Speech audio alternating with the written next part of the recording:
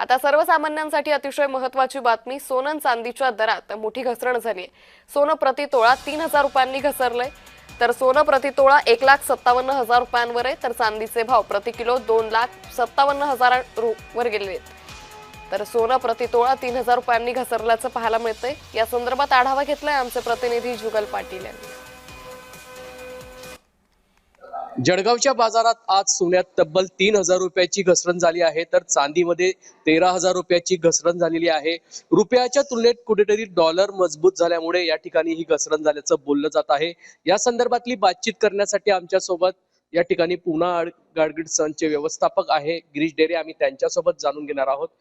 Sir, काय सांगणार, सोने चांदीच्या दरात या ठिकाणी विचार केला तर आज जवळपास सोन्यात 3,000 रुपयाची व चांदीमध्ये 13,000 रुपयाची घसरण झाली आहे।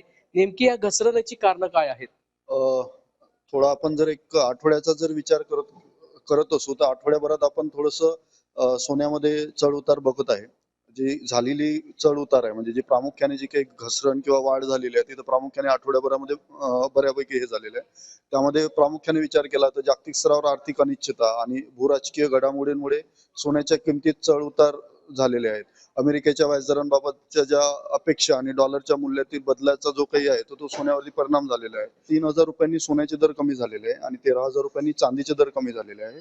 आज जर सोन्याचा दराचा विचार केला तर 1,57,000 रुपये 20 जीएसटी सोन्याचा दर आहे आणि 2,57,520 जीएसटी चांदीचा दर आहे। प्रामुख्याने जर विचार केला तर वाढलेल्या दरांमुळे ग्राहक हलक्या वजनांच्या आणि कमी बजेटमधील जे दागिने आहेत त्याला ते पसंत करत आहे।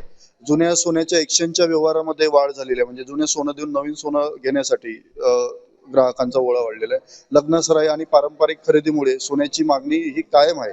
ग्राहक केवळ सोन्याच्या वजनापेक्षा डिझाईन आणि गुणवत्ता आणि बायबॅक सुविधांकडे अधिक लक्ष देतात। जळगावच्या बाजारात सोन्यात तब्बल 3,000 रुपयाची तर चांदीत जवळपास 13,000 रुपयाची घसरण या ठिकाणी झाली आहे। जुगल पाटील, जय महाराष्ट्र न्यूज, जळगाव।